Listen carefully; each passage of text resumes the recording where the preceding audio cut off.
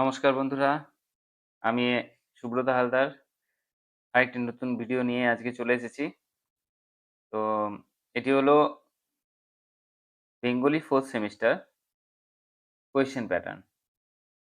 তো এইচএস এর বেঙ্গলি পেপারটা 4th সেমিস্টারে কোয়েশ্চেন প্যাটার্নটা কেমন হবে সে নিয়ে recent West Bengal council of higher secondary এডুকেশনের পক্ষ থেকে জানানো হয়েছে যে এর একটি উম আ পরিবর্তন করা হয়েছে। তো সেই পরিবর্তনটা নিয়েই আমি এই ভিডিওতে পুরো আলোচনা করব। তো তার আগে আমাদের একটু অনুরোধ যে আমার ভিডিওকে তোমরা একটু সাবস্ক্রাইব করে দিও যারা নতুন রয়েছো, এবং ভিডিওটা যদি ভালো লাগে অবশ্যই লাইক ও কমেন্ট করবে। তো চলে আসি আমি আজকের আলোচনায়। তো বেঙ্গলি 4th সেমিস্টারের যে কোয়েশ্চেন প্যাটার্ন সেটা কি হবে? আগে কি ছিল সেটা একটু আলোচনা করি। তারপরে আমরা পরে কি বলা হয়েছে সেটা নিয়ে আলোচনা করব। তো দেখো এইখানে আমি দেখানোর চেষ্টা করছি যে গল্প আ ৫ নম্বরের থাকবে, যেটা আগের প্যাটার্নে বলা হয়েছিল। আগের যেই আমরা ফার্স্ট আ যেই প্যাটার্নটা নিয়ে প্যাটার্নটা পাঠানো হয়েছিল আরকি, ওয়েবসাইট থেকে পাবলিশ করা হয়েছিল। তো সেটার কথাই বলছি। তো সেখানে হচ্ছে গল্প ৫ নাম্বার, কবিতা ৫ নাম্বার, নাটক ৫ নাম্বার, পূর্ণাঙ্গ সহায়ক গল্প ১০ নাম্বার, আ বাংলা শিল্প সাহিত্য সংস্কৃতি ইতিহাসে ৫ নম্বর এবং প্রবন্ধ রচনায় ১০ নম্বর। তো এই যে ধারাবাহিক যে নম্বর বর্ণনা করলাম সেই নম্বরটা অ্যা কি ধরনের পরিবর্তন হয়েছে এইবারের আলোচনায় একটু আমরা দেখব। তো টোটাল এখানে ৪০ নাম্বার যে লেখা পরীক্ষা, সেই লেখা পরীক্ষারই কিন্তু এইটা পুরো ধারাবাহিক বর্ণনাটা বললাম আমি। তো সেই থিওরির লেখার যে আ পরে কি পরিবর্তনের ঘোষণা হয়েছে সেটা নিয়ে এবার একটু আমরা বলি। দেখো, দেখো আমি নিচেই দেখো চকটায় দিয়েছি, তোমরা দেখতে পাচ্ছ নিশ্চয়ই। দেখো গল্প, গল্পতে ৫ নাম্বারই আছে। আর কবিতাতেও ৫ নাম্বার আছে, নাটকে ৫ নাম্বার, পূর্ণাঙ্গ সহায়ক গ্রন্থতে ১০ নাম্বার, আর বাংলা শিল্প সাহিত্য সংস্কৃতি ইতিহাসে ৫ নাম্বার এবং প্রবন্ধ রচনা ১০ নাম্বার।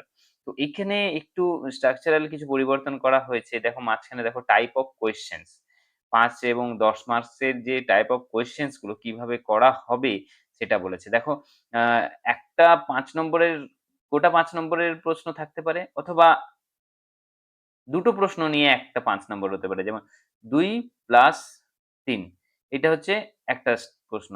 মানে দুটোর মধ্যে কি থাকবে? অর থাকবে। ঠিক আছে? কি বললাম? একটা ৫ নম্বরের থাকছে, যেটা ৫ নম্বরই পুরো। আর একটা হচ্ছে আ ২ প্লাস ৩, ঠিক আছে? নিয়ে একটা ৫। তাহলে এই দুটো প্রশ্ন, দুটো প্রশ্ন হচ্ছে একটা লিখতে হবে। 1 আউট অফ 2 কোয়েশ্চেনস। ঠিক আছে? নেক্সট দেখো কবিতায় একইভাবে ওখানেও কিন্তু বিভাজন করা হয়েছে। একই রকমের ভাবে সেখানেও কিন্তু আমাদের দুটো প্রশ্ন থাকবে ওইভাবে, একটা কোয়েশ্চেনের উত্তর লিখতে হবে। তারপরে নাটকেও সেই একই স্ট্রাকচার, এবং তারপরে দেখো পূর্ণ সহায়ক গ্রন্থে ওখানে কি আছে দেখো, ২ নম্বরের ৫ টা ১০ নাম্বার, অথবা হচ্ছে ২ গুণিত 2 প্লাস 3, ঠিক আছে? সেটা হচ্ছে ১০ নাম্বার।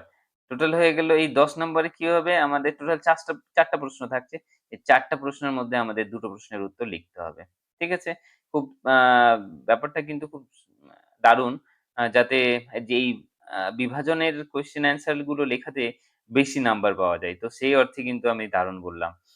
তারপরে দেখো যে বাংলা সাহিত্য সংস্কৃতির ইতিহাসেও সেম একইভাবে কিন্তু একটি প্রশ্ন লিখতে হবে, কিন্তু স্ট্রাকচারটা কিন্তু ওই একই রকমের বলা হয়েছে। ঠিক আছে? আর প্রবন্ধ রচনায় তো আর ভাঙাভাঙির ব্যাপার কিছু নেই। তো ওইটা কিন্তু একটা ১০ নম্বরের প্রবন্ধ আমাদের লিখতে হবে। তো সেখানে ২ টো কোয়েশ্চেন থাকবে, তার মধ্যে একটি প্রবন্ধ আমাদেরকে লিখতে হবে। এই টোটাল ৪০ নম্বরের প্রশ্ন আমাদের করতে হবে বাংলাতে। ঠিক আছে? তো আম এ এইচএস 4th সেমিস্টারে যারা ছাত্রছাত্রী রয়েছো, এটা ভালো করে একটু দেখে নাও। আর যদি কোনো সমস্যা হয় তোমরা অবশ্যই আমাকে কমেন্ট করো। আ আর কিছু জানার থাকলেও তোমরা কমেন্টে জানিও। আর ভিডিওটি ভালো লাগলে অবশ্যই লাইক করো। আর নতুন যারা রয়েছো তারা কিন্তু আমার এই চ্যানেলটাকে সাবস্ক্রাইব করতে ভুলে যেও না। ধন্যবাদ।